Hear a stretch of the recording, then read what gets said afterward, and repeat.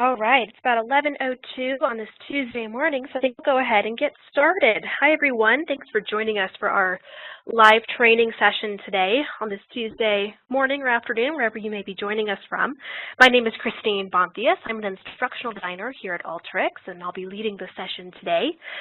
Before we go ahead and get started with our content, I want to go ahead and just make a couple of housekeeping notes. First is when you join this call, everyone was automatically put on mute. I'd like to keep it that way, ideally, so we can keep the noise to a minimum and give everyone the chance to hear. So if you do have a question during today's session, please feel free to go ahead and use the Q&A feature. That's part of the WebEx. You can see it might be at the top of your screen. There's an option for submitting a question via Q&A, or you can submit it to the chat, or you can submit that directly to me, or you could submit that to everybody who's viewing it. So if you do have a question, go ahead and submit it that way. I'll go ahead and keep an eye on it during the session, and if it seems especially pertinent at that time, I'll go ahead and try and answer it right then and there. Otherwise, I'll probably try and address most of those questions toward the end of today's session. I do want to remind you that today's session is being recorded. Again, that's one of the reasons that we're all on mute. But what that means is that you'll have access to this session later on. So once we render this recording and post it back to the community, we'll put it back on that session or that post for today's session back on the live training component of Academy. So that way you'll have access to the playback and you can watch the session again and again whenever you'd like to revisit some of these concepts that we'll be talking about today. And just some information about our timeline. We have about an hour today. That's how long these live training sessions tend to go. We might finish a little bit early, but we're going to go ahead and review some concepts, and then we're going to go ahead and build a workflow, and then we'll have some time for questions at the end. So if you need to jump off, don't worry, you'll have that recording later. Otherwise, we're in for a fun ride. So let's go ahead and get started here. So where we're heading today is first we'll go ahead and talk about some of our other upcoming trainings that we have. We're going to be talking a bit about some of the concepts and the workflow that we're going to be building today to talk about data types. Just a note on data types, this is kind of an introductory level lesson or introductory level course, but however, this concept is really fundamental to how you work with Alteryx. So I hope that anyone, no matter what level of Alteryx that you are, whether you're advanced or just getting started, that you're going to go ahead and take something away very valuable today. We'll demo some concepts in Designer, and then we'll go ahead and talk about some of the resources you have to learn more and support your Alteryx journey if you run into any problems or have any questions following this session. So first, I hope you've all seen it, but if you haven't already, I encourage you and invite you to join us on the Alteryx community at community.alteryx.com. It's an awesome place where you can search for answers or type in your questions, find those answers quickly, share what you know with other Alteryx users, connect with peers, especially coming up to Inspire, which I'll make a note about in a second, but you can connect with other users who are maybe trying to do similar things as you or have other ideas about how you can enhance your processes. And it's great to see people making these friendships based on data on this community site. You can discover new Alteryx use cases. If you have an idea or a tip or trick you want to submit to integrate into the product, you certainly can do that. Or if you want to see something change on the community site, you can let us know. And we respond to those all the time. There's blogs, and then you can also check out our new developer community where you can develop tools, macros, and apps and get some good ideas about how to integrate some of the SDK products that can help you build some really neat things in Designer. So I assume that most of you have already been here, considering you registered for today's training, and you probably did that through Community. But if you haven't done that or haven't explored everything there is to see on Community, I encourage you to check it out. I made a note about Inspire. Let me go ahead and pull that out because I want to make sure that we talk a little bit about training in general. So one of the things that you can do to connect with other users at Alteryx is to join us at Inspire, which according to our website is less than 2 weeks away. So I hope you've all purchased your tickets or hoping or planning to join us there in Anaheim from June 4th to June 7th, 12 days away. It's going to be awesome. It's going to be so much fun. This is the highlight of our year. I am so excited. One of the things I am super excited about is training, which we offer 2 full days of at Inspire. That'll be the first Monday of the conference and the final Thursday. And I bring this up just because on our training site for Inspire, I want to bring your attention to some of the updates that have been made to the page, specifically for some of these courses that are already sold out. We have many courses that are already fully at capacity.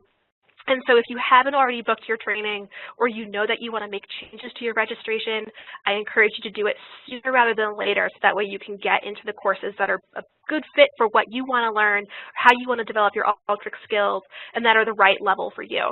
So if you haven't already, go ahead and check out our Inspire site and make that registration. We'll see you there. It's going to be awesome.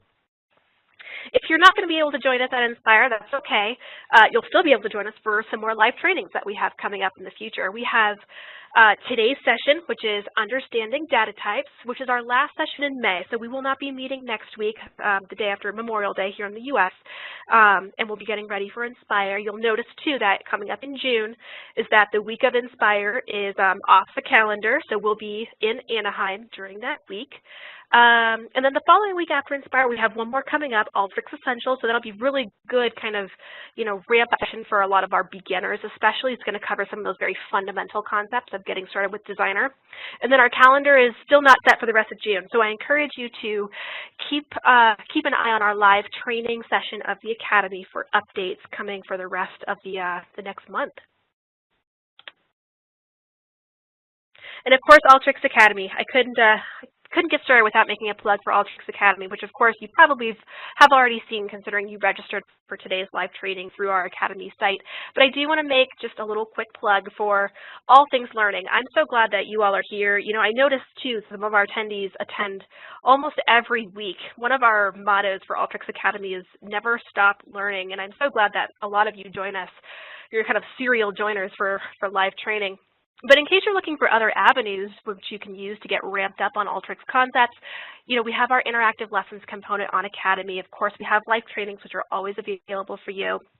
And if you haven't already try your hand at a weekly challenge. It's one of those really neat kind of exercises that really tests your in-product knowledge, especially, your practical knowledge, how to build a workflow to get from, here's your input data, this is what we want you to get to at the end, and it's up to you to fill out all the steps in between. It's a really good way to test your knowledge and to really explore how other people have solved some of these challenges in really creative ways. And of course, once you're ready, Data Types is a great place to start preparing for some of our core certification questions, of course. But product certification is also available on our Academy, and if you have any questions about that, just go ahead and let us know at certification@alteryx.com. One quick plug too for today's concepts. We're going to be covering data types, and I just want to make a quick note that one of our interactive lessons in particular in the Getting Started course really does a nice job of exploring some of these concepts in a little bit of a different way, a little bit more of an interactive way. So if after today's session you still have some lingering questions or want to explore further, that would be a great place to jump over to. All right, let's go ahead and get started with this workflow and the concepts that we're going to really be talking about today with data types. As I mentioned before, this concept of data types really isn't super advanced. It's really more geared for getting started with Designer. But however, data types are a really fundamental part of working with Designer. And if you don't know the basics of the data that you're working with, then your analysis is not going to get very far. So with that said, why do we even need to pay attention to data types? Why do we care about the type of data that we're bringing in or using for our analysis?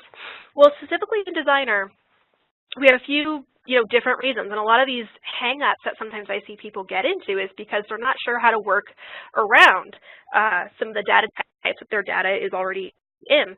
And one of these is that some calculations are really field type dependent. You can't really add cat plus dog because those are string data types, and you also can't add 2 plus cat because that would be mixing a numeric and a string. So when you want to do some of these arithmetic calculations, you really need to be sure that you're working with numeric fields in particular. Otherwise, you're going to get an error. Some string calculations or string functions like trim, you can't apply those types of functions to something that is a numeric field. It has to be a string. Or other date-time calculations, which is a big one that people run into. Your data has to be formatted as a date or a time or a date-time column. And so you're going to run into some hang-ups if you try to apply functions that aren't intended for certain data types. So that's one reason why you should care. Another reason why you should care is that some of our data blending processes really depend on matching field types as well. So join tool is one of those ones where you're going to get an error if you try and join a numeric field to a string field. You're going to get a nice error that says string fields can only be joined to other string fields, et cetera, et cetera. We want to avoid that. So let's understand the types of data that we're trying to make those matches on. Schema errors, if you're trying to blend multiple tables together or maybe use a dynamic input kind of process to bring a bunch of Excel sheets or many different files together, you're going to find that some of those columns might not match or some of those tables might not be brought in correctly because one has a numeric column and another has a string column, and that's going to cause a problem. So that's another reason. You might not get all the data that you expect. And then finally, some unexpected behaviors. Sometimes even if you know that you're working with, say, a string data type, you're going to get a conversion error or a message in your results window saying something about your data was truncated. Well, why may that have been? Because your data type size maybe wasn't correct. So you're truncating or losing maybe the last 2 characters of your field because your size of your column hasn't allotted for the size of the data that you want to bring in. Or maybe if you're using numeric data, you'll realize that you've lost all your decimal places because you've accidentally set a field to be an integer as opposed to a double or a float. So just some of those reasons, we want to make sure that the data is as correct as possible, that we get as much data as possible, and that it's behaving the way that we think it is. So to avoid all those errors and to avoid all these issues, data types become very important. I hope you agree.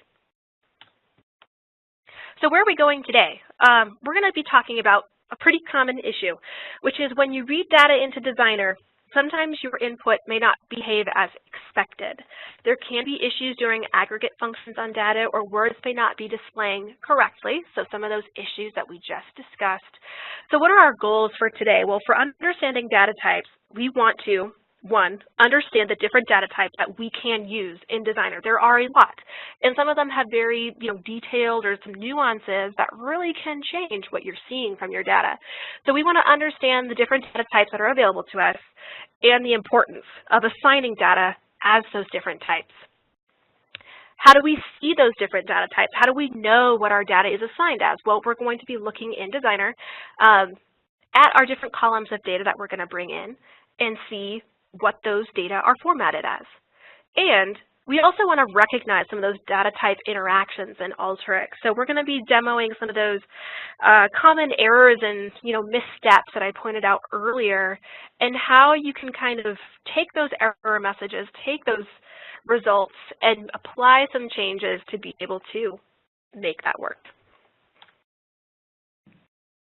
So some of the key concepts that we're going to be talking about today is really 2 simple ones. One is viewing your data types, because I hope by viewing your data types, you'll have a better understanding of what that data actually is, what it represents, and then 2, or how to change them. So one of the really important reasons why we talk about data types is because just because you read it in that way doesn't mean it has to stay that way.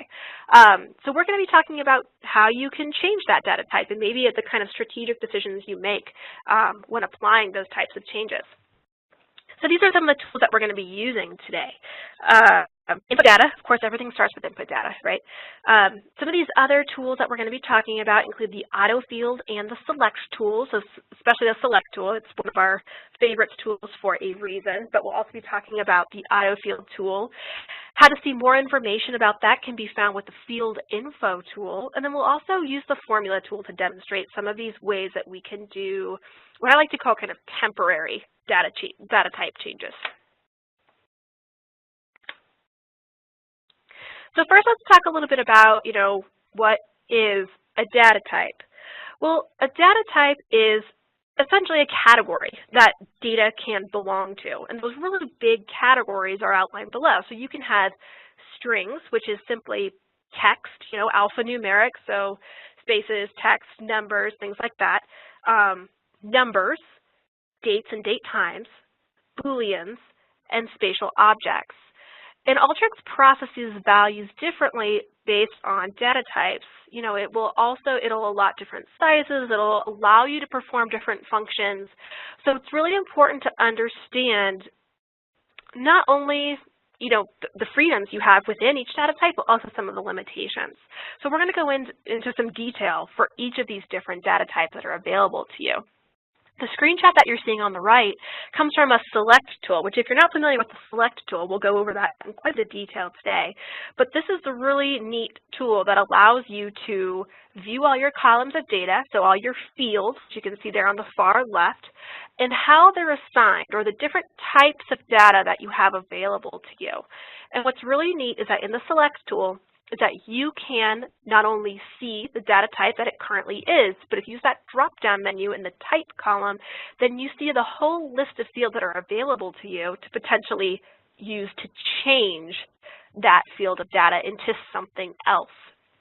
You also have a column of size, and that size allows you to define how big a column that you want that to be. How much space do you want to allow for each column of data in that particular data type? Now, in addition to that, the select tool also lets you just rearrange columns, so put them in different order. It also allows you to rename all those different columns. So there's many things that the select tool can do that we're not necessarily going to talk about today, but this is a really powerful tool that, show me a workflow that doesn't use the select tool in analytics, and that's pretty amazing. This is definitely one that you're going to want to use. So let's get into some details about these different data types, and let's start out with strings. Strings represent alphanumeric data. So you can think of strings as something like maybe the word, like your name, for example. Your name would be a string. So if you have the employee name going into your data, so let's say like Michael Miller or something like that. Michael Miller would be a string data type. My name, Christine Bompias, would be a string data type. It can also contain numbers. So phone numbers, for example, are another example of string data types for a couple reasons. One is that you really wouldn't want to do math on a phone number, right? You can't add a phone number to another phone number and expect to get a meaningful result. Also, if you have formatting in a phone number, think of like in the US, we put the parentheses around the first 3 digits, the area code. As soon as you have punctuation or spaces, that automatically makes it a string data type. Another one that people can get confused with sometimes are things like zip codes, those 5-digit codes used in the US to represent, zip code. Again, it comes as a number. Sometimes they're read in as numbers just from like an Excel sheet, because 80021 certainly could be 80,021 if represented as a numeric value. But when represented as a categorical value, something like a zip code, you can't, again, add a zip code to another zip code for a meaningful result. So you want to make sure that that's represented as a string, even though it contains only numbers. So what kind of string types do you have available to you? In the Select Tools menu, you can see that we offer 5 different types of strings. So strings are the simplest, essentially, and the length really should be at least as large as the longest string you want contained in the field. So if your longest string is 20 characters, you can manually set this length of the string to 20. Otherwise, if you set it to 19, that last character in your 20-character column will be truncated or will be cut off. So it is really important to understand your data really before assigning really string data types. Again, that data truncation issue can cause a problem. One of the limitations you do have with string types, in particular just the string, is that you're limited to Latin 1 characters, so that 8,192 specifically Latin 1 characters. Now, why is that important? Well, to put that in perspective, let's talk about the next data type, which is the W string. W stands for wide. And again, like a string, you can set the length of that column, but what really sets this apart from its counterpart right up top is the string, is that the W string column can accept any character, so Unicode. So where this becomes important, or maybe some of those, especially if you had data that's maybe not in English, have different characters in there, so things with accents, or maybe you have characters in Japanese, whatever it may be, that W string is all of a sudden going to allow you the freedom to represent that. That's pretty cool. That's also pretty important. Really, the next type of strings you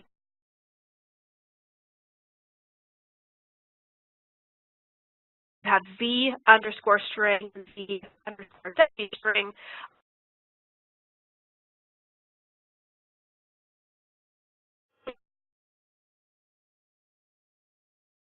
Or string, V underscore length. Why is this cool? This kind of done to accommodate the entire string to accommodate all the data, and it will adjust to fit, again, the large data that is, or the largest value essentially that exists in here, except that it accounts for the Unicode characters, just like a W string was. I also want to make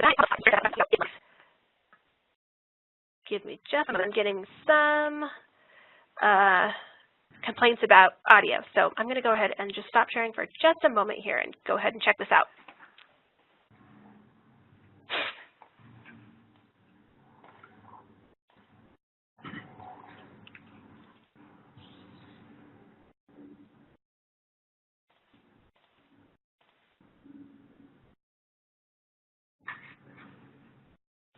So I'm going to go ahead, let's see.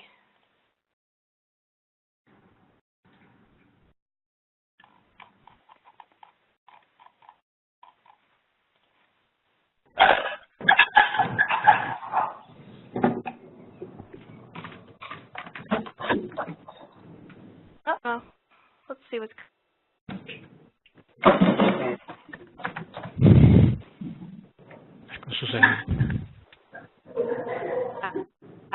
we are having some audio issues. Looks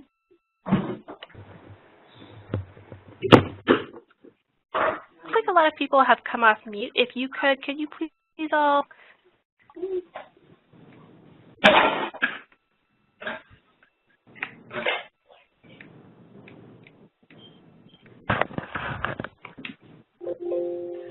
All right. Hopefully that helps a little bit.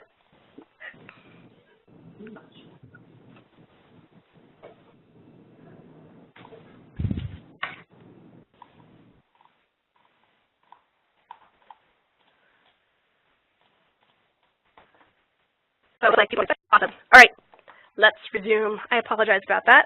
Let me go ahead and share my screen again. Much better. Oh, good. Woo. All right, that was worth it. Sorry for the interruption, everybody. Seems like we had some audio issues, but we are back. All right. All right, so we just covered some string data types, and again, hopefully the recording is okay, so if you missed anything during that section, we can go back and revisit that, but let's keep going for now. All right, so let's talk about numbers. What is a number? Well, a number is exactly probably what you would expect it is. It's a numeric value that you can, essentially how I define a numeric value is, can I do math with it? Can I add it? Can I subtract it? Can I multiply it by something else? If I could do that and it makes sense to do that, then I probably want to classify something as a number. We have a lot of different numeric data types that are available to us, ranging from a byte all the way down to a double. So let's just kind of give you the highlights about the differences between each of those different types. A byte is probably going to be the simplest one, so we're going to go from simplest to probably most complex here. And that is a unit of data that is 8 binary digits or bits long. So that might not mean a whole lot, but what you really need to know about it is that a byte field can really only be a positive whole number that falls within the range of 0 to 255. So if you have a value of 341, no, you cannot be a byte data type. If you have a value of -12, nope, you don't want to use a byte data type. You'll find that sometimes when you're using a text input tool in particular, that your numbers will be assigned as a byte data type if you're just using whole numbers. So if that's maybe a limitation that you don't want imposed upon you, you're going to want to change that sooner rather than later. However, if you start putting in more complex numbers, larger numbers, numbers that include decimals, you're going to see some of these other different data types. So if you need to go above 255 or stay within that range even, you probably want to use an integer, whether that's int 16, 32, or 64. Really the important parts about integers is that you don't have any decimal places with integers.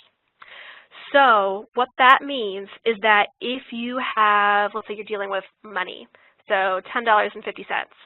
$10.50 is going to be rounded up to 11 if you have it classified as an int or an integer really of any type. So if you have any precision that you want to maintain, then you're going to have to move on to some of these other numeric data types that allow for fractions, like fixed decimals, floats, or doubles.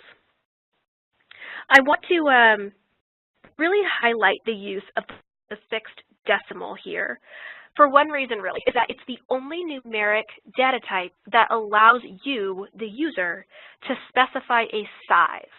And when I mean size with numeric values, now we're talking about bits, right? And so when you use a fixed decimal, it allows you to specify your precision and your scale. So the precision, think about the number, 4.5, right? The precision would be 4. That's the length of the value left of your decimal place, so 1. And your scale, which are the number of digits to the right of your decimal place. So 4.5, you just have 5. So this is the only, like I said, it's the only numeric data type where you as the user actually have control over how big or the actual size of this column, which is kind of neat. Now for most defaults containing decimal places or those fractional values, you're going to be using either a float or the double. And as a default, Alteryx uses double for any value that contains a decimal place. So the float, when we think about really the difference between these two, is that a double allows for twice as many bits as a float. So a double can handle much bigger values, much more precision. And again, it's that default data type. So these numbers here are available from byte all the way to double grouped there in that select tool menu.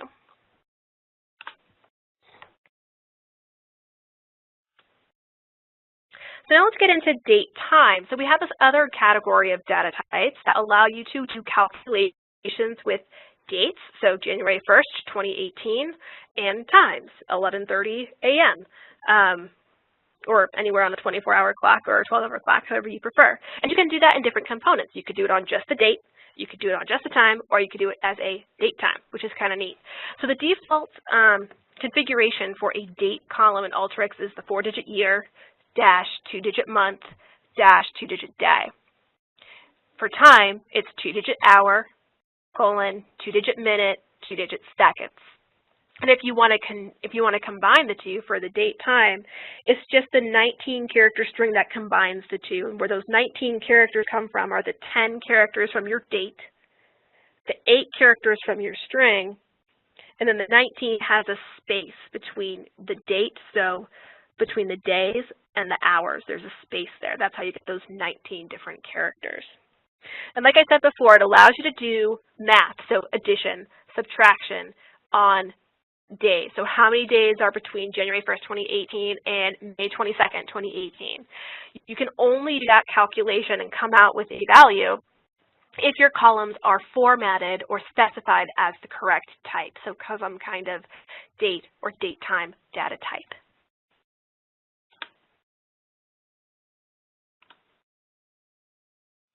We have another option that's called a Boolean. What is a Boolean? Well, it's really a value or expression with only 2 possible values, and that's true or false. So if something is specified as a Boolean in your data type, it's because it only has a true value or a false value that can be represented as the letters false or 0. Or if it's true, then you have a non-zero value, value. So that could be represented by something like -1 with some of our tools or +1 with some of our tools, basically any number except 0. 0 always indicates false. You might not find really a huge use for this particular data type, but when you do, it can actually be really powerful to represent and kind of condense the amount of data into these Boolean field types. And then finally, a spatial object. Let's be at the very bottom of your spatial type select menu.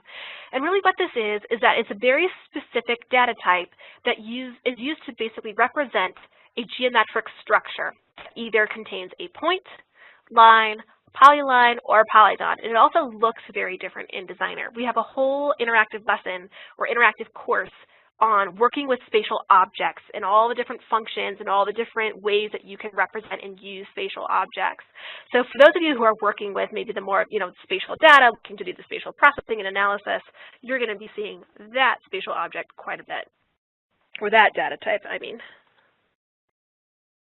So let's talk about, now that we know all of our different data types that are available to us, let's talk about a little bit how we see them in Alteryx. So excuse me.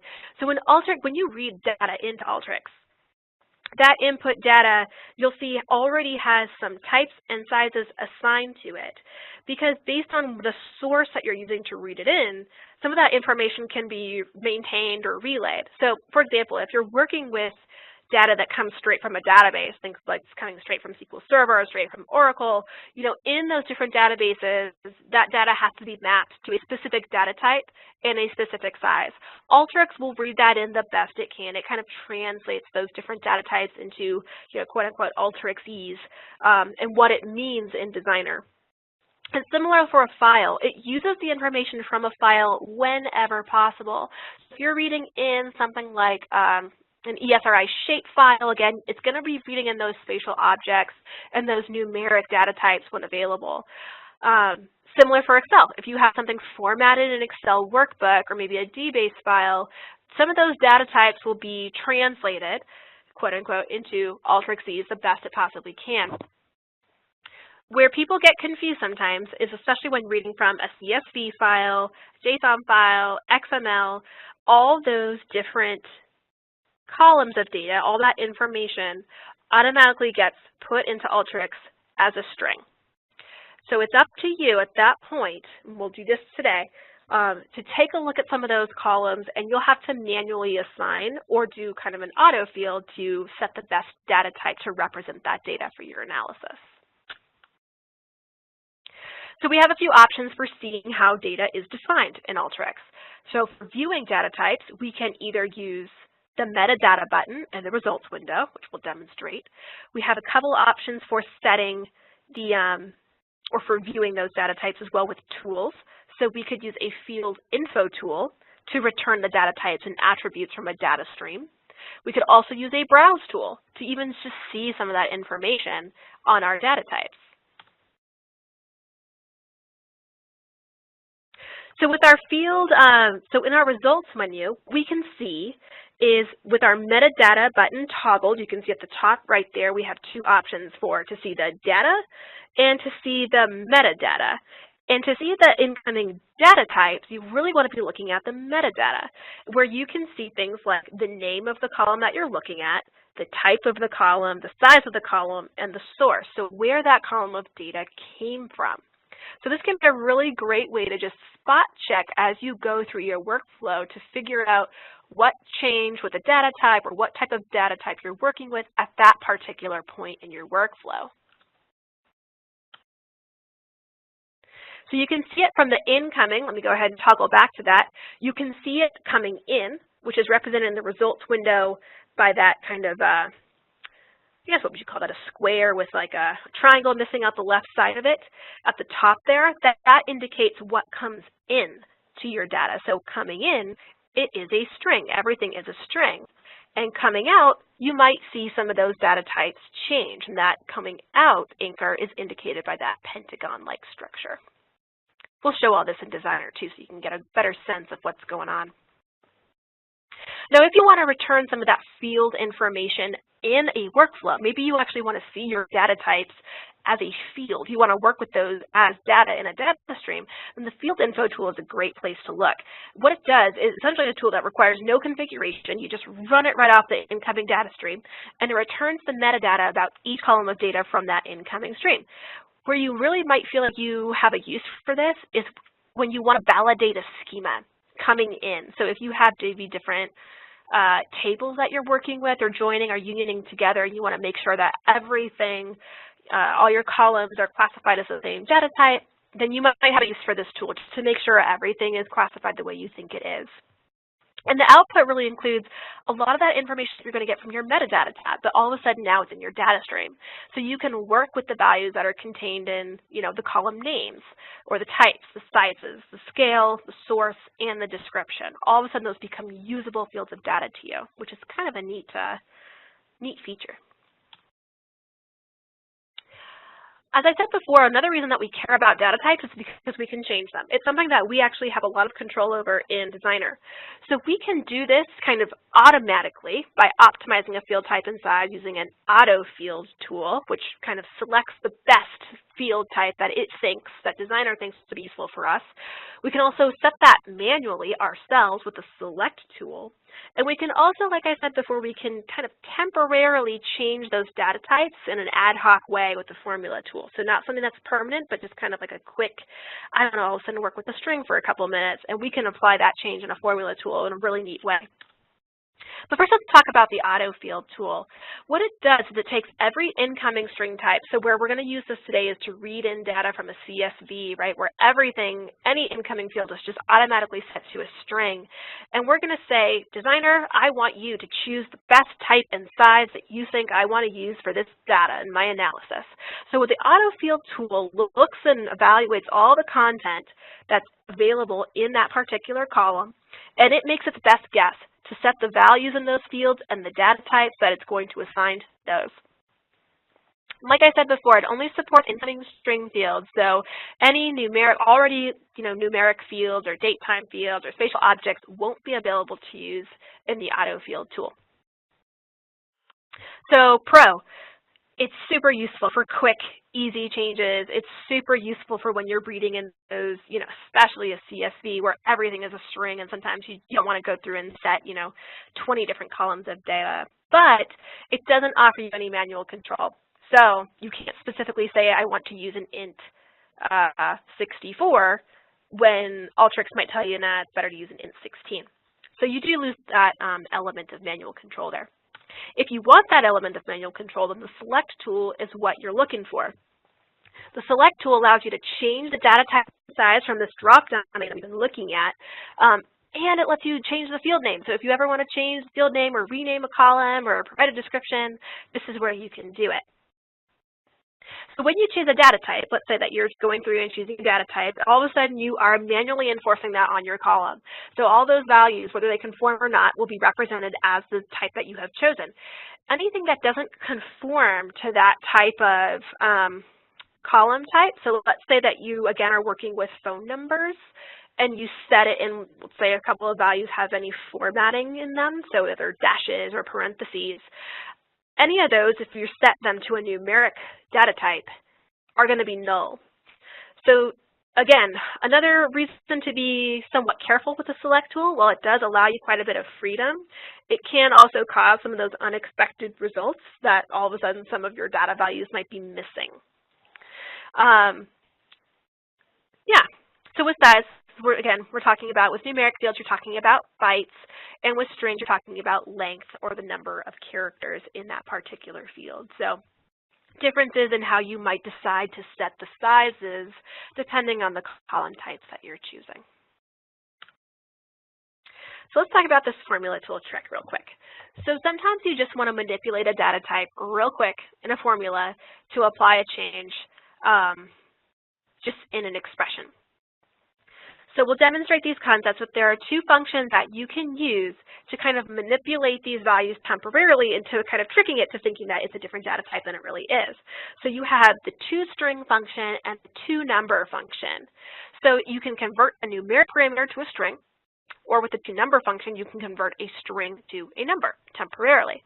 And it's really helpful for applying otherwise impossible changes to a column of data at its current field type. So let's talk about a little bit what I mean by that. Let's say you have a value here, 87.95. Just looking at it temporarily, you would say, or just looking at it by itself, you would say that's a number, float or double. It's a numeric value that contains a decimal place. However, if I want to make this, I'm editing a string field, or I want to use it in a function that I'm going to create a string field to give it formatting like a $sign, then I'm going to have to do something like this. In my expression, in my formula, I'm going to be putting a value in quotes, a string, right, with a plus sign. And then I need to wrap this whole value in a toString type function to trick this 87.95 into thinking that it's a string value. So that way I can add a $sign plus another string value, at least temporarily. That allows me to output a value of just $87.95 now as a string data type, even though that 87.95 in another column is still a numeric value.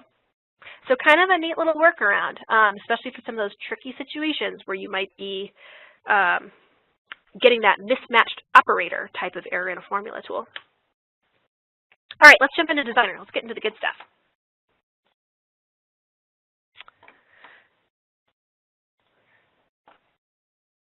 All right, so I'm going to go ahead and open up Designer over here. And let's go ahead and get started with some of these concepts. The first thing I'm going to do, as promised, start with that input data. So I'm going to go ahead from the top of my canvas here, drag in an input data tool onto the canvas, and I'm going to find a file to connect to. And the file I'm going to use is this file right here, San Francisco 2013.csv. So just because I'm reading in a CSV, I already have a pretty good idea about what I'm expecting in terms of my data types.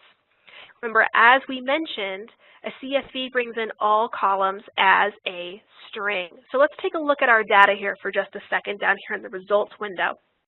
You'll see that we have some columns about employee names and their job titles, some information about their pay, base pay, overtime, other benefits, all this kind of information here.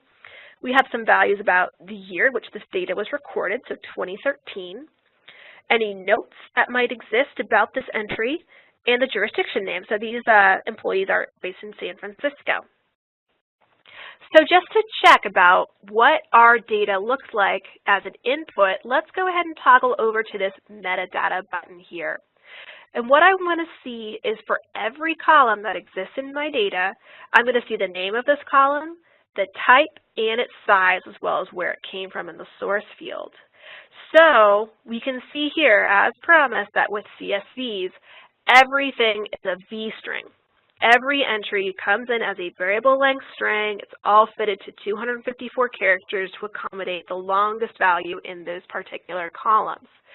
Now, based on what we saw back in our data, I think we can all agree that some of these values in here, specifically information about pay, may not exactly be what we want to work with going forward, right? We probably want to be able to do math, add these numbers together, do some aggregations on them later on, and we can't do that with strings. So let's run up a couple different ways to go about changing these.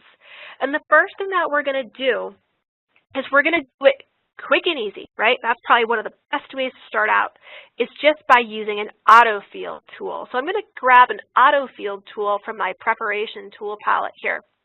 First tool, alphabetical order. Isn't that nice? And I'm going to go ahead and drop that on and connect this to my input data. So remember that the autofield tool reads in all the string fields, which, lucky for us, coming from a CSV, that's every single column in our data. We're going to just select all the string fields that we want to auto-change. So if there was a particular column in here that you already knew, I don't want to change this, maybe like employee name because it's already a string, or I don't want it to change at all, then you could simply deselect it here. I'm going to go ahead and leave everything checked just to go ahead and see what changes. For this browse tool, so I'm just going to right-click and add a browse after this autofields tool. And I'm going to go ahead and run my workflow again. Fantastic. So now we have all of our records back. Let's see what changed here. So I'm going to go ahead and click on my auto field tool and take a look at my results window. So this is where you can see the changes coming from the input. So again, that box with the triangle missing on the left, and how it compares to what you see from the output, that pentagon-like icon here. So just a refresher, let's click on the input again, and let's click on metadata. Just to remind ourselves, we had v-strings all set to 254 characters in length coming in from our input. Now let's see what changed. What did our autofield tool do? Let's click our output anchor here, that pentagon. We see all of our different columns of data again, but we do see some changes.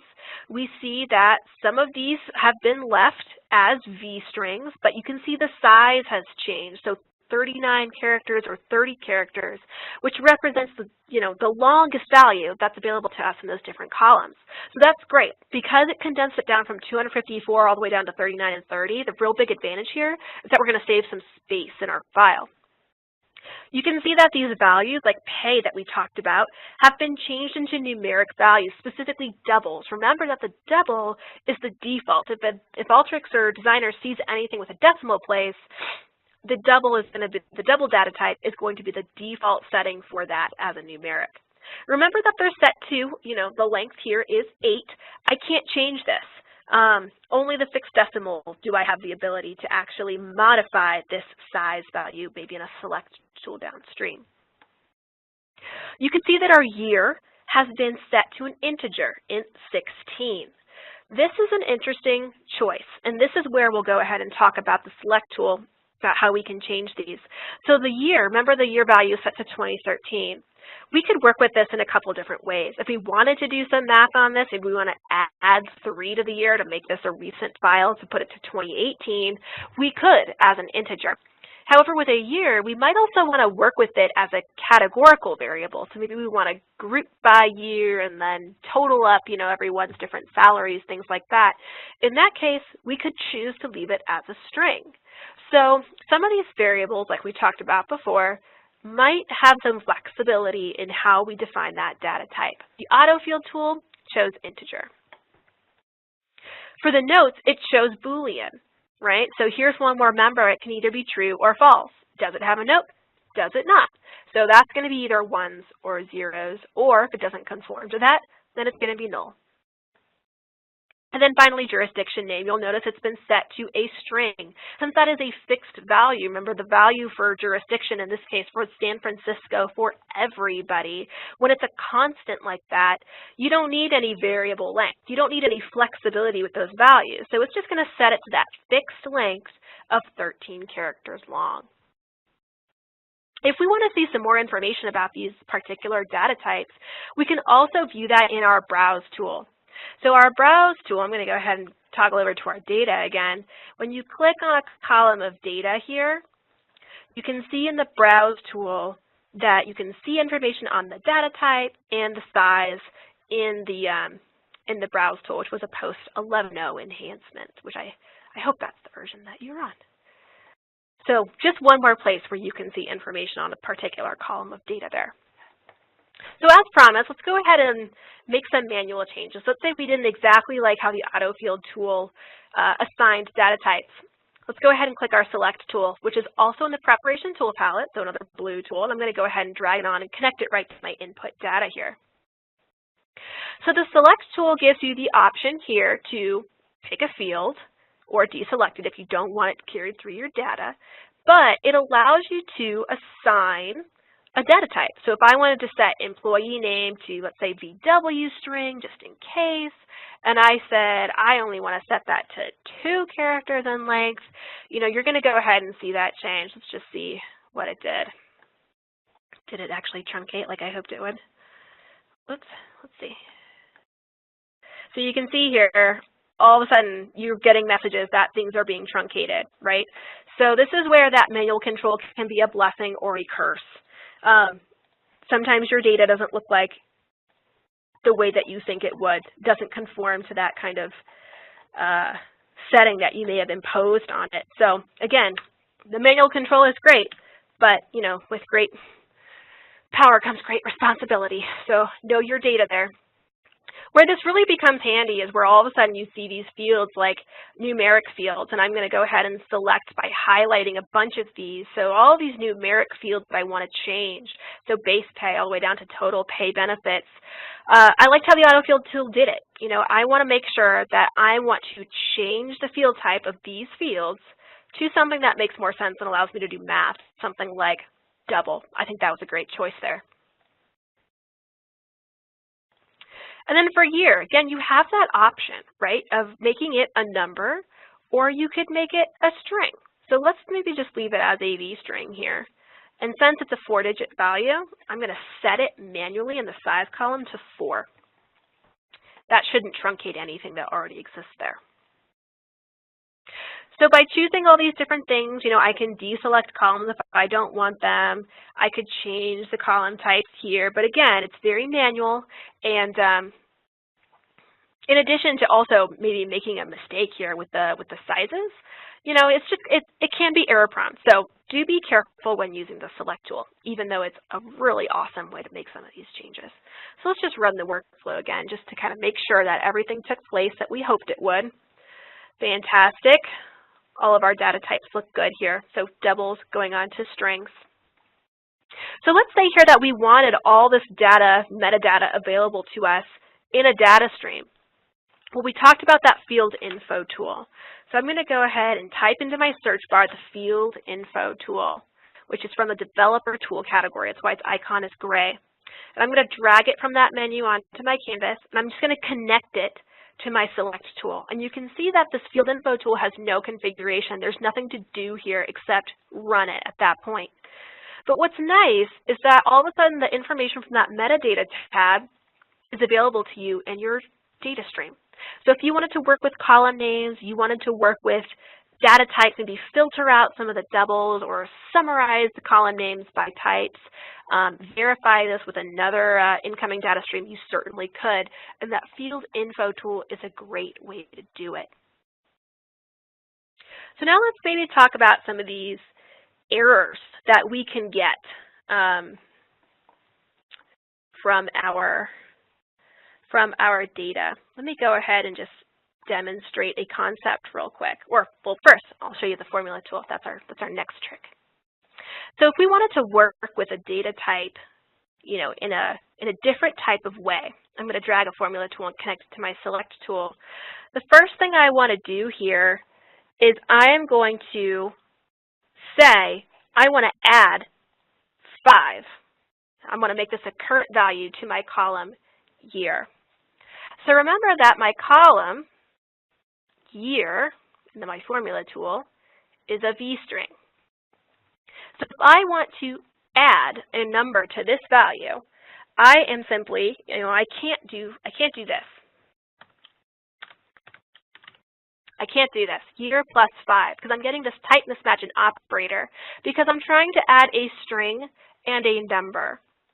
So what I'm going to do is I am actually going to start typing in my function to number. So that way I can add my year to another value to output a value of 2018 as a data string. So I'm doing math on a string value temporarily. So I'm just kind of applying a very temporary select tool to this value with this type of function that I can apply here. So my toNumber plus 5. I can also do this with another way. So again, I could do this with my number. So let's say I wanted to change my column of formatted, or I'm going to add a new column here.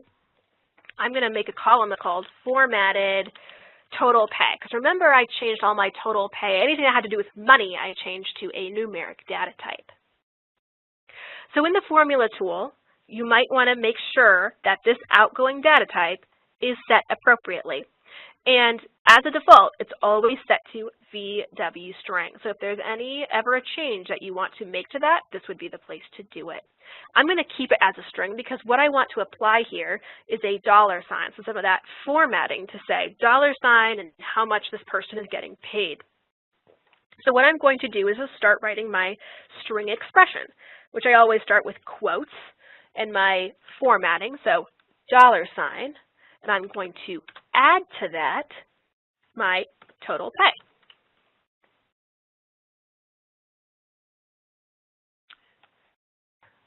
And you can see again, I'm getting a type mismatch in operator because I'm trying to add a string value to a number.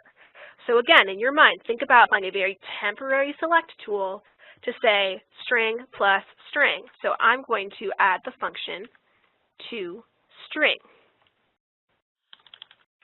I'm just going to go ahead and finish off that expression just like so. So now you can see that I've been able to successfully make a string outgoing string field, but using the combination of a string character, so a $ in quotes, with a numeric variable that was temporarily changed into a string. So let's run it. And let's go ahead and take a look at our changes. So we can see here that year now is 2018, so we've maybe made this a more recent file in case we wanted to update that particular value. And we have a new column here called formatted total pay, which, if we look at our metadata, is still a PW string. So that's kind of a neat little trick that you can use to temporarily change some data types without having to permanently change it or even change it in mid-data stream. So kind of a neat trick there. So I see we're running out of time, so let's go ahead. I hope you learned something from that nice little demo. Let's go ahead and wrap up with some support resources that you can use in case you have questions about anything that we covered today. So where can you go to get help? The first place I would recommend to you is the Alteryx community, community.alteryx.com. So again, post your questions, search our discussion forums. Someone may have had the same question you already did, or one of our associates may have already written a knowledge base article about your question. If you have something you want to add, you can contribute that. So go ahead and share with us at community.alteryx.com, but it's your first place you want to stop. After that, if you're looking for more learning resources, the Alteryx Academy, which is also on our community site. As I mentioned earlier, if you have any questions about content that was covered in today's session, in particular on data types, we have a really great interactive lesson that is specifically about data types. So that's a really great way to kind of engage further with this topic. And there's more for you. If you want to learn more about getting started with Alteryx or maybe our new spatial course, then that is on there for you. Some of the weekly challenges are there available for you to test your knowledge, learn about product certification, and of course, register for our future live training sessions. And then finally, if you really do find that you're getting stuck, you have a serious question that's impeding your work or impeding how you're learning, go ahead and contact our support team. They're a fabulous group of people that can answer pretty much anything at support@alteryx.com. So thanks for joining. We're right at the top of the hour, perfect timing. I'll go ahead and stay on the line for a few more minutes. Let me go ahead and take a look at the Q&A and see if any questions have come in that I could answer for everybody. But otherwise, I thank you for joining us, and I hope that we'll hopefully see you at Inspire. And if not, then we'll see you for the next live training coming up in June.